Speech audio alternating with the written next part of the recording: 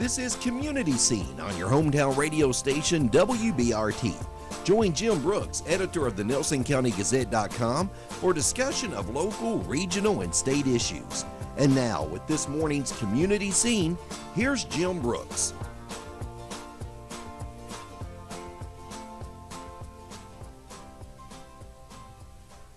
All right, thank you, Roger. All right, local community scene. This Friday we have a beautiful, beautifully warm Friday. I'll take it for the middle of February.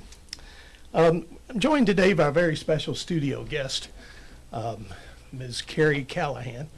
Thank you, Roger. Yes, Rob. And Carrie is an author and online educator, and she was recently named an award winner in the, I don't have my notes in front of me, Carrie, I'm slacking. It's the the Writers of the Future contest. Mm-hmm. And a work that she's written was accepted, and will be published in an upcoming anthology. L. Ron Hubbard Presents Writers of the Future.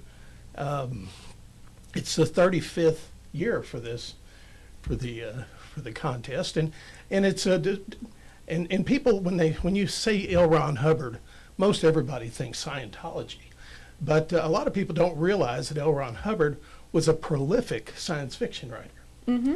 And he started this contest as a way of kind of giving back to that craft that he was successful at, and in an effort to recognize up and coming writers and also illustrators, which is very important in the book publishing world as well. Absolutely. Well, good morning, Carrie. Good morning. Well, thanks for coming in today. Oh, it's no problem. My pleasure. Well, we've been discussing the craft of writing some before the show, and just tell us a little bit about your background and really, when did you realize that you really wanted to get into being an author and writing? Well, it's a little complicated. I started writing when I was a kid, and everyone told me, my English teachers told me, you're a writer. And then sometime around high school, I was like, no, I'm going to be an artist. And so I studied art for a while, but it wasn't as satisfying for me. And eventually I was just like, all right, you guys are right, fine. I'm a writer. Got over my teenage rebellion and started taking it really seriously in my 20s. So. Okay. Any formal college to help you along the way? Yeah, once I made the commitment, I decided to look for a good college program, and I went to the University of Cincinnati and got my BA in English with a focus in creative writing. Oh, that's awesome. I will tell you, as a journalist, one of the best proofreaders I ever worked with was an English major.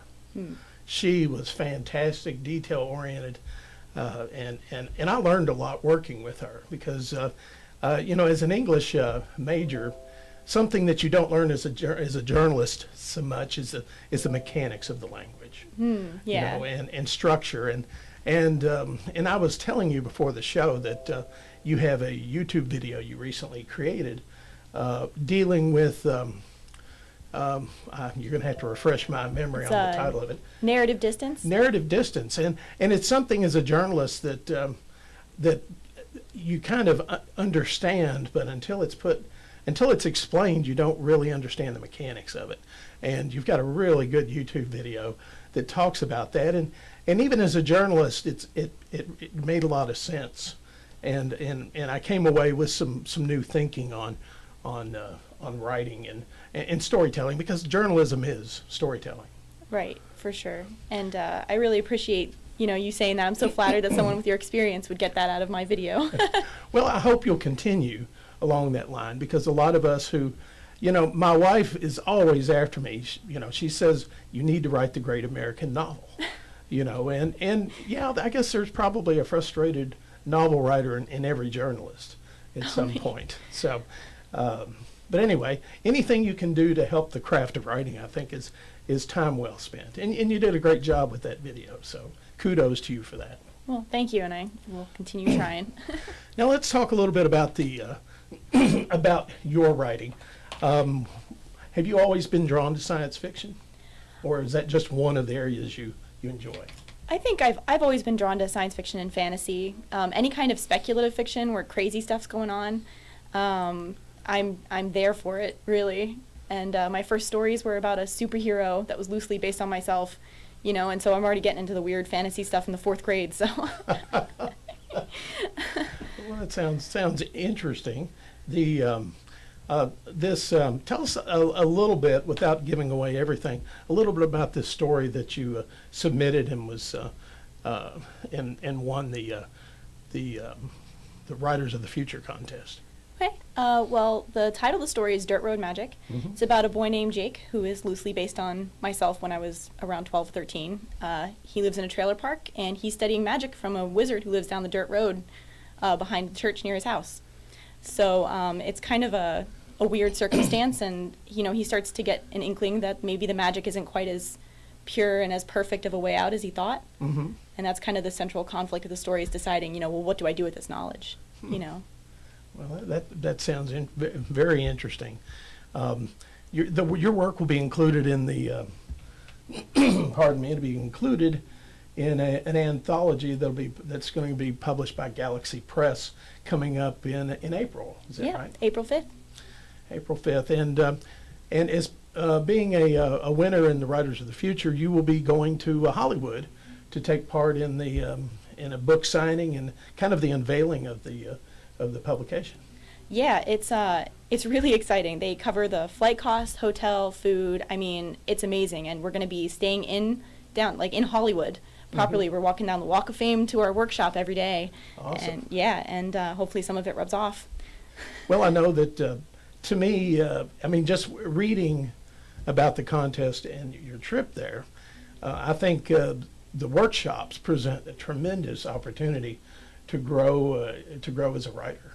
Yeah, I wholly agree. I get to learn from such esteemed authors as Orson Scott Card. Mm-hmm. I mean, David Farland, Tim Powers, Brandon Sanderson. I mean, these are big names in sci-fi, mm-hmm. so it's a great honor to get to learn from them. Well, in this, and also this, like I said, the other part of this contest are illustrators of the future, mm-hmm. and what sci-fi novel would be complete without appropriate illustration. So this is a great contest because it gives up and coming writers and illustrators that opportunity to shine, and it's something to shoot for. Everybody wants to be recognized for their hard work, and especially in writing. And I think you probably say it in your blog that everybody starts out writing thinks they're doing pretty good, but it's usually not very good. And one of the learning processes of writing is learning when things are getting better. Mm-hmm. When you're not making the same mistakes or going down the same path. So anyway, the recognition has to be satisfying. Yes, absolutely. Validation is a key part of any artist's life, and as we were talking earlier about writing, you deal with a lot of rejection, in any art field, Sure.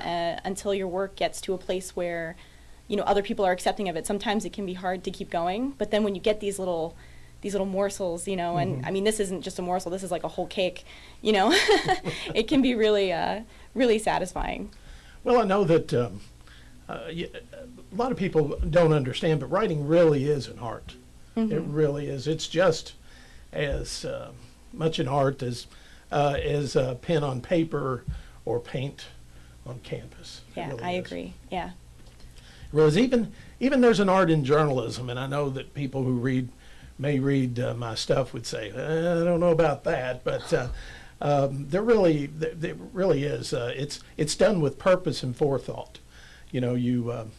Of the message you're trying to convey. And that's, it's not as creative as, say, fiction writing, but it's still part of that creation process. And I think ultimately when you create something, it's very satisfying. Oh yeah, I agree. Like when something comes to fruition and you go back and read it later and it was exactly what you meant. And it's rare, sometimes, especially for us fiction writers, to actually mm-hmm. get something across. And especially when you're writing something crazy like magic or aliens, and then to know that when someone else reads it, they actually read what you meant. Mm-hmm. That's a really interesting and crazy experience. It feels like you're telepathically sending someone to someone else's brain, and that's intoxicating. What would you consider what's one of the more difficult processes for you in writing?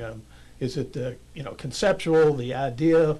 One of the things that I have faced in attempts to do creative writing is building that universe and keeping it manageable, so you don't wind up meandering down lengthy paths that really have that aren't really related to the core of what you're trying to do. Well, there are two major things that I struggle with. The first one is making sure that I really nail the voice of a story. Sometimes it's just, if I'm not in a great mood, it just doesn't happen. It's like pulling teeth trying to get those words out. And other times, though, like with Dirt Road Magic, it just comes out. And I don't know what triggered it. I'm just kind of like in it for the ride, I guess. And so being able to replicate that is one thing I struggle with a little bit. And then the other thing is editing long novels. So you talk about meandering and stuff. When it's like a 60,000 word, 70,000 word novel, it's really hard to keep the whole thing in your head and make sure that you're only writing what needs to be written. I mean, it can be really overwhelming. Right. Now, do you have any draft, any novels that you're working on? I do. I'm actually working on a dark fantasy novel right now called Blood Tramp Blues. It's a Kerouac meets Cthulhu. A couple hitchhikers run into some Lovecraftian horror and have to fix it out on the road. So awesome. Now I presume that I saw on your blog that you normally attend like Comic-Con events as a writer or a participant in cosplay, or what's the attraction to those events for you? Well, for me, the events are more recent, and a lot of it is as a writer, getting to meet other writers, getting to talk to people who are readers, and finding out, where are they at? Having conversations with people is a really big part of it who are into the same things you're into. Right, I mean, that's so much fun. Right. Are you into fantasy as well, writing about fantasy? Yeah, I would say so. Okay. All right. Well, Carrie, we need to take a quick commercial break. We'll be back with more with my special guest, Carrie Callahan, author and winner of the L. Ron Hubbard Writers of the Future contest, after these messages. Stay tuned. Join the community scene now on WBRT 94.9 FM, Lebanon and Marion County, and still on 1320 AM and 97.1 FM, Bardstown. All right, you're back with Local Community Scene. Jim Brooks here, and with my very special studio guest, author and online educator, Carrie Callahan. And Carrie, you are a fairly recent newcomer to the community, is that right? Yes, that's right. Just moved to Bardstown last September. All right. Well, welcome to our little town. I've always enjoyed. I enjoy talking to people who are visiting or moving here because, I have heard over the years that Bardstown can be kind of, well, just for lack of a better word, a snooty community and hard to get to know sometimes. Huh. And I don't know if that's been you don't have to answer this if that's been the case or not, but I think a lot of times it just depends on it depends on the circumstances when you're here and the circles you find yourself in. Yeah, I found Bardstown really welcoming. I think before we even moved in, when we first bought the house, because we've been renovating it for a while now, our neighbors got to know us right away, and they're sweethearts, offered to help us out and everything. We don't have a lot of experience with a lot of other people. My husband and I are kind of homebodies, so we haven't had a chance to meet a lot of people. But I definitely get I get a positive vibe from Bardstown. I don't get the snooty. Well, we have a very active art community as well, and that adds now that adds a lot to a community when you've got people supporting and being able to express themselves through their art, and have a place downtown to display it is big news. Oh, absolutely, yeah. The contest is, and you made this point out, and I probably misread over this, but the contest is judged blind. Is that right? That's right. Doesn't matter who you are, where you're from, anything. I mean, you can any age, race, gender, whatever. Yeah, they don't care. They just care about good stories. Well, then you were selected, and this is a quarterly contest. Is that right? That's right. 3 winners a quarter. And then they will select I think there's an annual prize among the winners. Is that right? Among the first place winners, First they place get winner. to vie for the Golden Pen Award and an extra $5,000, which is huge. To get paid that much for a short story is insane. Well, I think just the opportunity to travel and the workshops would, to me, that would be payment enough to have that opportunity. You learn so much from other people in just discussing writing and one of the things that was maddening to me when I first started down this road towards journalism was how subjective writing is. Because I will tell you that for many years, I never liked anything I wrote. And in fact, I wouldn't pick up the newspaper and read it. Because and this is still true, every time I read something I write, I think I could have done that better. I could have written it tighter.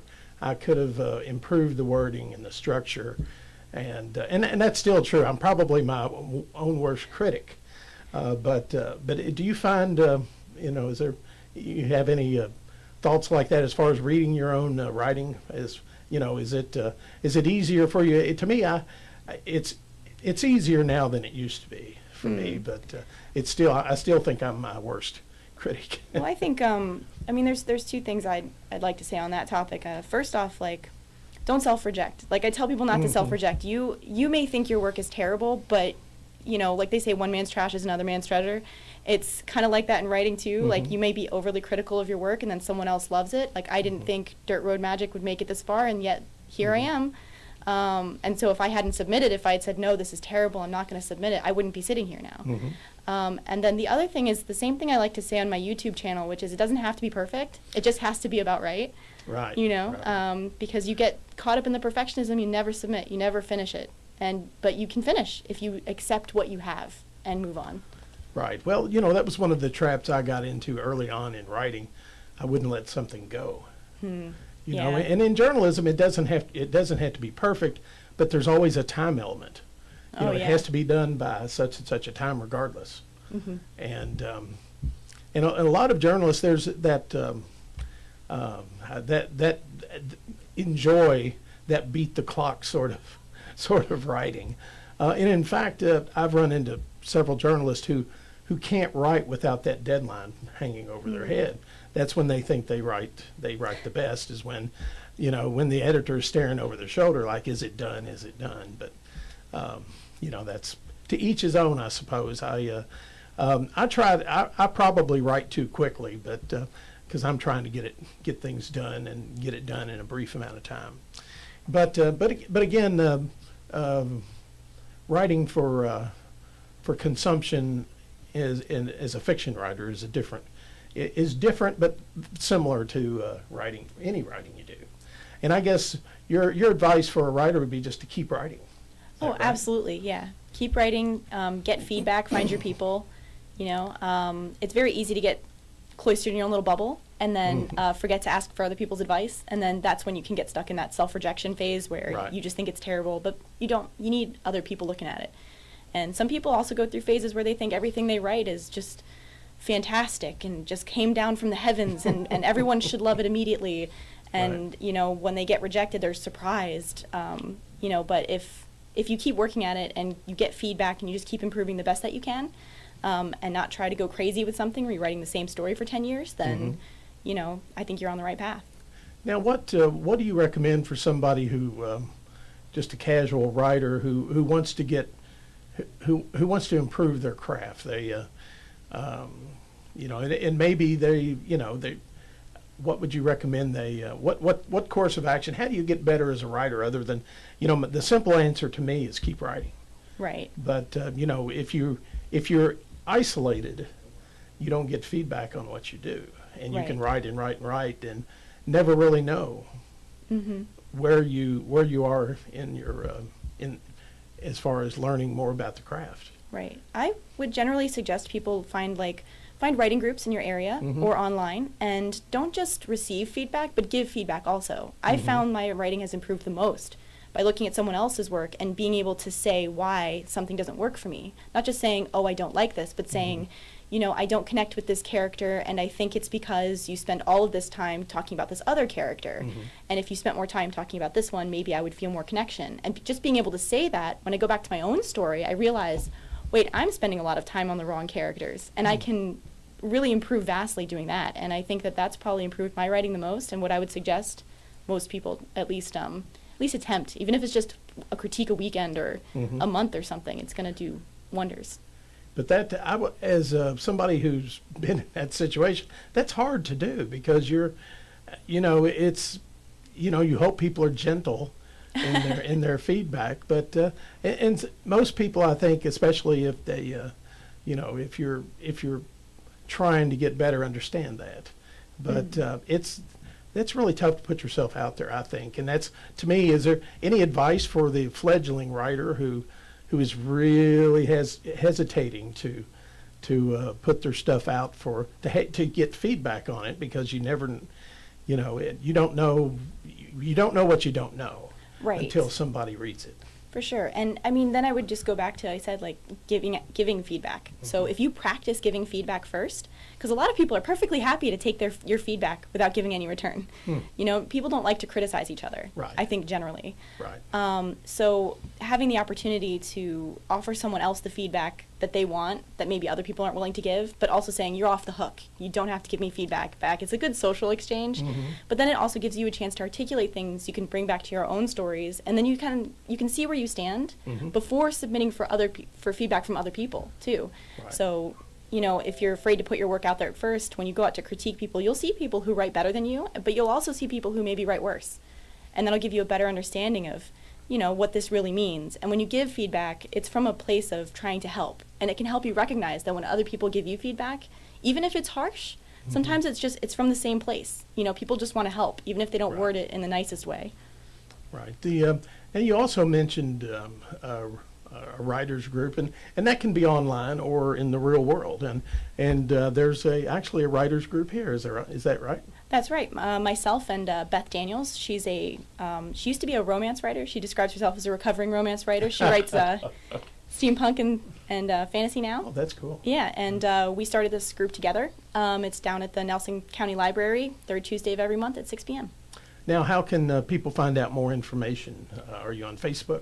Yes, we're on Facebook. The group is the Bardstown Bards. It's how it's listed, so it's facebook.com/group/Bardstown Bards. Or if they, is it linked to your Facebook page? Yes, it is also linked to my Facebook page. So if you find me on Facebook, you'll find the Bards. Okay, and also Carrie has a really great website, carriecallahan.com. Yes. And it's we were kind of comparing notes on WordPress, which is the magical operating system behind the scenes that makes the magic happen. Yes, absolutely. And how great that you know, that's, let's see, what's the technical term? It's a content management system, but it's really what allows those of us who need a website to really craft something that's functional and without being too difficult to do. Yes, absolutely. And WordPress has a ton of plugins too. So if you're feeling shy about web development, I mean, just watch some YouTube videos. It's real easy. You know, and that's something that's changed over the years.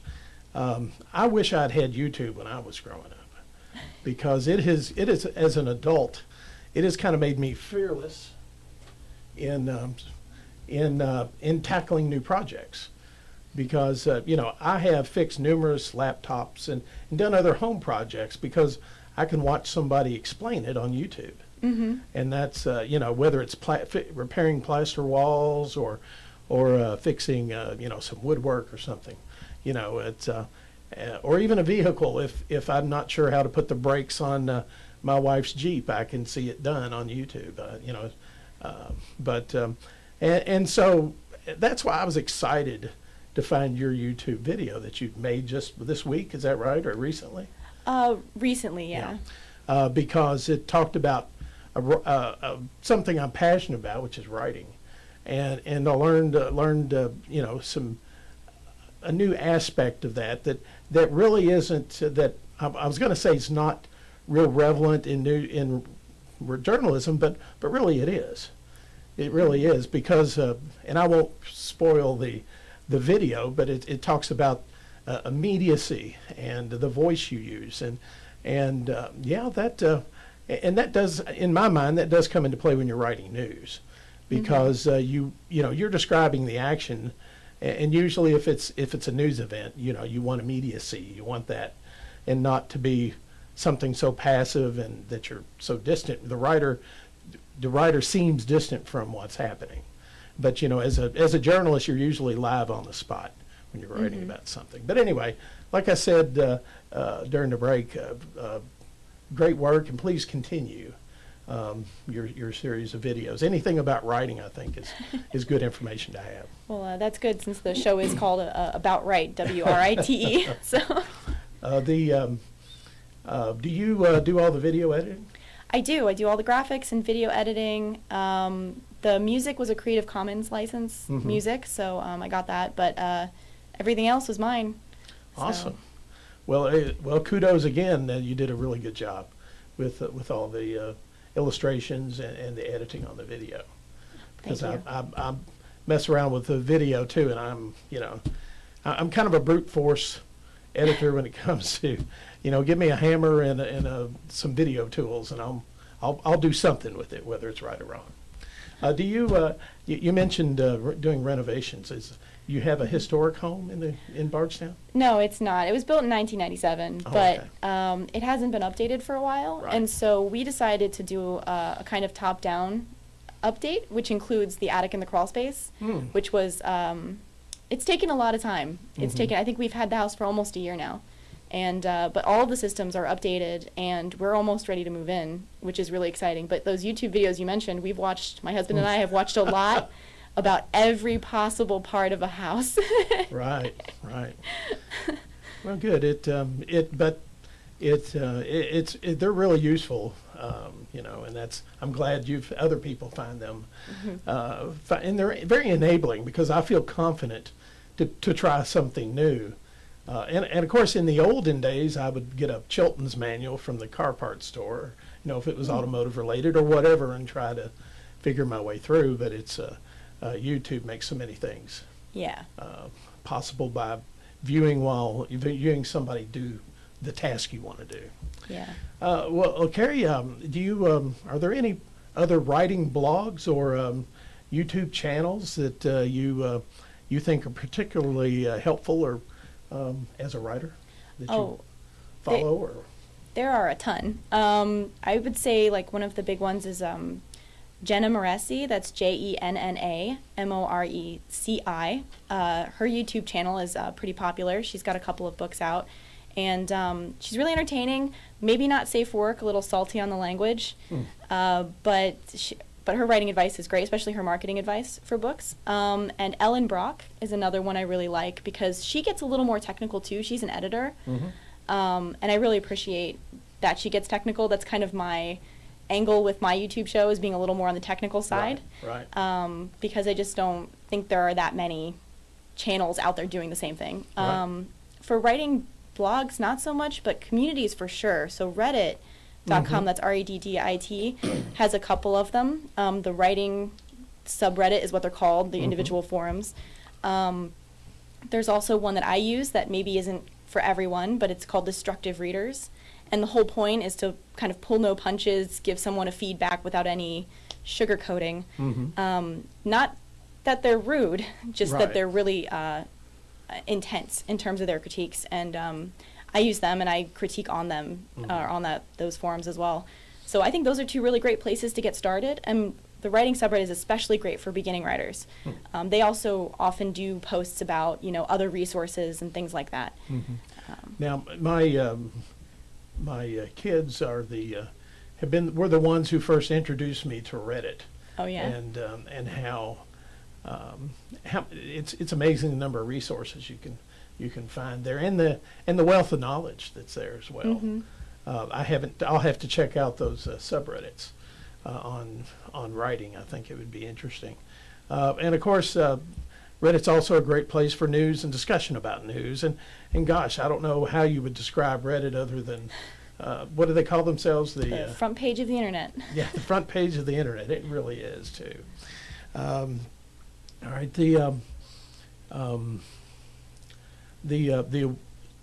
as winner, the quarterly winner of the Writers of the Future contest, you'll be going to Hollywood, and the ceremony is Friday, April 5th, I believe. Is that right? Yes, that's correct. All right, and you'll spend about a week out there, That's true. Yep. and you'll be attending conferences, and then of course the big event itself, that the party and the book signing.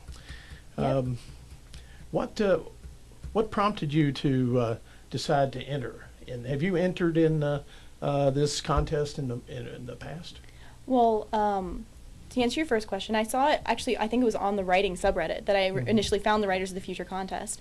They were doing an AMA for a previous volume. An AMA is an Ask Me Anything, where someone can be asked any question and they answer it in the forum. And so they were doing that questionnaire, and I was like, oh, this sounds really interesting. So I went to check it out, and there's no cost to enter. That was a big thing. Yeah. You know, you don't pay for it. It's judged blind, which, made me feel like if they accepted my work, it was definitely going to be the work itself, not anything outside of that. And, it's hard to beat the prize. I mean, if you win third place, which is what I got, you get $500. It's $750 for second place and $1,000 for first place. And if you get first place, like I said before, there's the Golden Pen Award, an extra $5,000. There's the week-long workshop. I will also get paid again when the book is published, the professional publication rate. So, I mean, it's ridiculous, and it costs you nothing. So, of course, I had to apply. And this is the second time I've applied. The first time I got an honorable mention, which, wasn't bad, but it wasn't a win. But now I now I get to say I'm a winner, so that's really exciting. Now, the contest, correct me if I'm wrong, it's for up-and-coming authors that haven't been professionally published, or is that, I read through the requirements, but I don't remember the exact. Can you have been a published author, have a short story or something published prior to? You can't have 3 published stories. So if Okay. you have 2 professionally published stories and you want to be a Writers of the Future, then stop publishing until you've entered. Or you could what some writers call pro out, which means that you have been professionally published and no longer qualify. I think if you professionally publish a novel as well, that counts as a professional publication. Or if you've self-published and reached a certain number of sales, the details are on the writersofthefuture.com website, and that's, gets into a lot more details. But Right. yeah, it's for new writers of the future, not writers of the now, I guess. Right.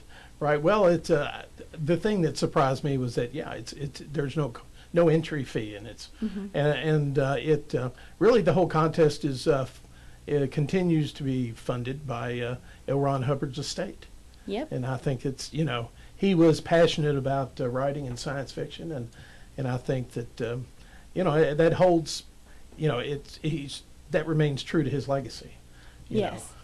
And encouraging new writers, and illustrators as well.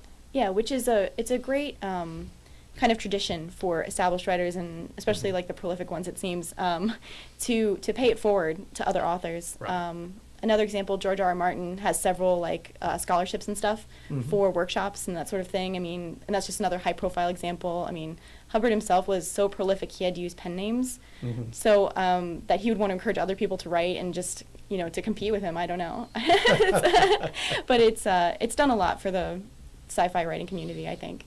Well, is there a Hugo in Carrie Callahan's future, you think, at some point? We can only hope, and I've been eyeballing those nebulas. They're beautiful. Yes, they are. The Hugo Award, you familiar with the history of the Hugo Award, who it's named for? I should be. That's minutia that I wouldn't expect you to know, but it's named for Hugo Gernsback, and he's widely noted as one of the fathers of science fiction. Right. And I discovered him years ago. I'm involved in ham radio, and I collect old radio magazines. And Hugo Gernsback owned a publishing company, and he was he was a prolific writer and publisher of electronic magazines, and this was back in the 1930s, and electricity and radio was still fairly new, and it was capturing the imaginations of the nation, and he created magazines devoted to the newcomer who wanted to build a radio and get in on the fun. But something else, and it's really fascinating to me, is he saw all of these technological developments, and he would write basically science fiction about what these may mean, 50 years, 100 years in the future, what technology could bring us, and basically they were science fiction. Technology-based sci-fi looks to the future. He was always very forward-looking at what technology can bring to mankind, and he also published a series of magazine titles, Amazing Stories, of basically there were sci-fi story anthologies in a magazine form, and he's kind of one of my writing heroes, because he found a way to publish magazines that were factual and about technology, but he also took his own little jaunt into sci-fi, and with looking towards the future on what on the benefits. It was always the benefits of what technology can bring, and I suspect in his Amazing Stories magazines he may have looked at what the downfall technology, the downside of technology and what that might bring. I would assume, because technology is only as good as it's how it's applied. It depends on everything.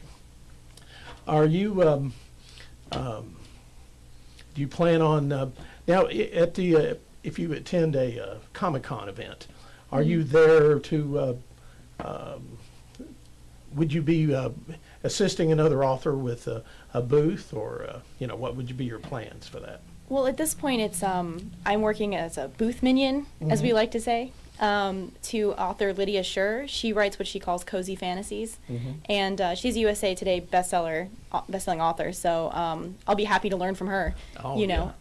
So that's kind of my position. I'll be as an assistant and just kind of like trying to absorb and see how she does cons, because I'm fairly new to doing events, and I have a lot to learn on that front, and I tend to be pretty introverted. So it'll be good to see how to communicate with people, Right. It can be very intimidating when not be, when you shift from being an observer to being, on the other side of the table. Yeah, absolutely. Absolutely. I think this will be a nice segue for me. All right, Carrie, we need to take another commercial break. We'll be back with more local community scene after these messages. Please stay tuned. Entertaining and always informative. The Bradford and Brooks Show on WBRT 94.9 FM, Lebanon and Marion County, and still on 1320 AM and 97.1 FM, WBRT. All right, you're back with the local community scene. Jim Brooks here, and we'll be with you till the top of the hour. And then stay tuned to WBRT for the best in local news. All right, we have a special studio guest with me today, Ms. Carrie Callahan. Carrie is an author whose story will be published in an upcoming anthology in the L. Ron Hubbard Presents Writers of the Future. It's volume 35 that will be released in April. And this is a contest that's going on for 35 years. L. Ron Hubbard, you may think Scientology, but he was a prolific writer as well, and he started this contest 35 years ago to kind of give back to the community and to help identify the up and coming talent in writing and in book illustration, because there's a companion contest, Illustrators of the Future. And Carrie, as one of the winners of Writers of the Future, you will be paired with one of the winning illustrators as well. That's right. They're going to illustrate a scene from my story, and we have a night they call it the big reveal, when they put all the illustrations up on easels and they have the authors come in and try to figure out which one's theirs. So I won't know what mine is until then. Oh, that'll be exciting. Oh yeah, I'm really looking forward to it. Yeah. Well, Carrie, we've got we've got a little bit of time left in today's program. I know that writing is a different process for everybody. What do you write with an idea to begin with? Describe your writing process for our listeners? Well, my writing process seems to change depending on the story. Mm-hmm. A lot of times I'll start with an image, I guess, of like a character doing a thing.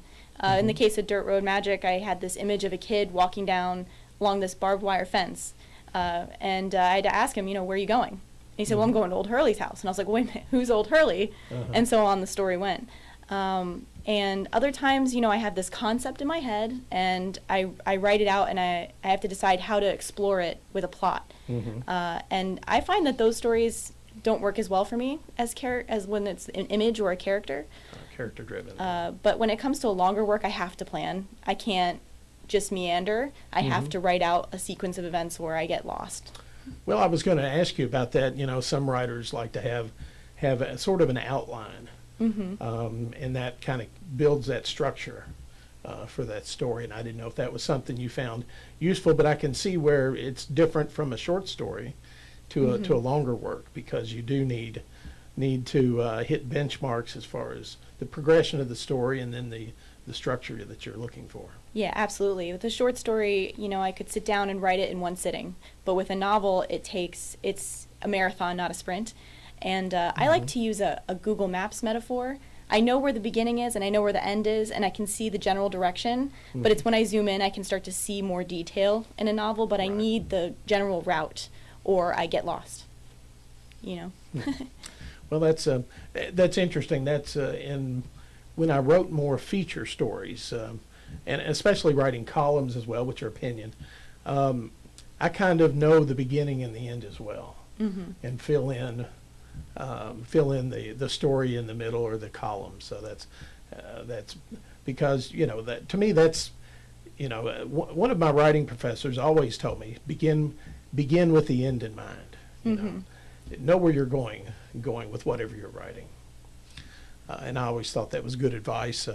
Not always easy to do, because sometimes you have an idea and and sometimes it doesn't. The best laid plans of mice and men, Yeah, for sure. Especially if it's nonfiction, things don't turn out as you hope it might. That's very true. So, but anyway, that's just part of writing. I assume what do you get out of writing, Carrie? I mean, you've been a writer for a long time, and from your childhood, you've been interested in writing. What's that? What do you get out of it? And I know this will be different for every person who writes, even myself. But what's it add to your life, you think? Well, I think it's the incredible enjoyment I get out of being able to communicate a narrative, a story to another person. I think that we formulate a lot of our ideas about human interactions, about the reality we live in with the stories that we read. And to be able to contribute to that and to offer maybe some more nuance, especially when it comes to the subjects that I like to write about. So I like to write about people from a similar background to my own, which was what I like to politely call sub-working class. And so being able to bring those narratives to light is really satisfying for me. Being able to get lost in what-if scenarios that if I don't see it already on TV or if I don't see it in books, I get to write the stories I want to read when they don't exist, and that's really very satisfying for me. It's almost like an entertainment in the creation process. So I get a lot out of writing. So what's the average length of a novel as far as the written word? I don't really know that, but what's a novel length considered? Is it by pages or word count? It's usually by word count, and it depends on the genre. So an epic fantasy, for example, like Game of Thrones, the Song of Ice and Fire series, could be around 120,000 words a novel. A young adult novel might only be 60,000 words. So it's a large range. The shortest you can really get is about 50,000 words, and that can, for some, be considered a novella. Anything shorter than that is a novella. It's not considered like a novel. Right. And you can get really nitpicky about word counts, but if it's over 50,000, then that's generally novel length. So. All right. this is a whole different world for me when you're thinking about novel writing and things like that. So I'm taking mental notes as I go along, just as we discuss. Well, what are your future? Are you working on something now? A short story or a novel you have underway now, or multiple projects? Do you have a series of things that you have cooking at any one time? I do tend to, I guess, double dip when it comes to projects. Mhm. I have an attention span problem where if I get stuck too much on one narrative, I can get kind of distractible. And short stories really help with that when I'm working on novels. So I'm just starting a first draft right now for a short story I'm calling the Zombie in the Yard, which is about a woman who gets to live in a house for the first time, but the discounted rent is because she has to take care of the zombie in the yard. And at the same time, I'm working on the second draft for my novel Blood Tramp Blues, which is, as I mentioned earlier, like kind of Kerouac meets Cthulhu, Hitchhikers on the Road meeting Lovecraftian monsters, which I really hope turns out as beautiful as I picture it in my head, but you never know. Well, that's true. That's true. Where do you mentioned you get a lot of your inspiration from things you've seen and done in your own life. Is that true of a lot of authors, you think? I know that I kind of look inward at my own experience when I think about fiction writing too, and I think, well, that would be that I could use components from my own experience in writing if I wanted to. But is that fairly common or not? I really don't know. Of looking, for basic, one of my journalism professors said, write what you know. Mm-hmm. Yeah, I believe that it's impossible to escape your own life when it comes to your writing, and even if people who write think that they've left themselves entirely at the door, I think they're just deluding themselves. I can't imagine someone, you're the product of your experiences throughout your life, so when you go to sit down to write, they're all there. And for me, I do it pretty obvious, like intentionally. As far as I'm concerned, everything is material. I might write a short story about a radio show next week. I don't know. Well, it makes me wonder about Stephen King's childhood, Yeah. He did say that a lot of his work is based on nightmares he's had, so. That's right. Did I see that on your website? Or I saw his quote. Oh, somewhere. yeah. I posted, I think, to my Instagram. Oh, that's right. Instagram, that's right. Yeah. That's right. Some of them, not all of them at night, though. That's. Yeah. It was a great quote. He's one of my favorite authors, and of course, back when I was in my younger days, I was big into cars and classic cars, and of course, my favorite Stephen King novel is Christine. I have to tell you something. My name is Carrie because my mother loved Stephen King and named me after the novel. My fraternal twin sister's name is Christine, is that named right? after the Stephen King story. No joke. That is legitimate. Oh, but I of course I saw the movie, but the book is just you can't top a Stephen King novel. I mean, it does them so well. And of course, then Buick 8 came out later, Buick 8. But anyway, that's enough about my novels that I enjoy. Well, Carrie, we are just about out of time. I want to tell you how much I've enjoyed talking about the craft of writing with you. Congratulations on the award and the Writers of the Future, and hope everything is beneficial. I'm sure the trip to Hollywood will be beneficial. Yeah. And have a great time and enjoy the fruit of your labors. Right. I hope so too. If I can just say real quick, if you go to the Galaxy Press website, galaxypress.com, and pre-order Writers of the Future Volume 35, you get a bonus ebook copy of Volume 25. Okay. So anybody out there looking to read it and get a bonus, it's there. All right. Well, Carrie, thank you. We're done for this week. Oh, thanks See for you having next me. week.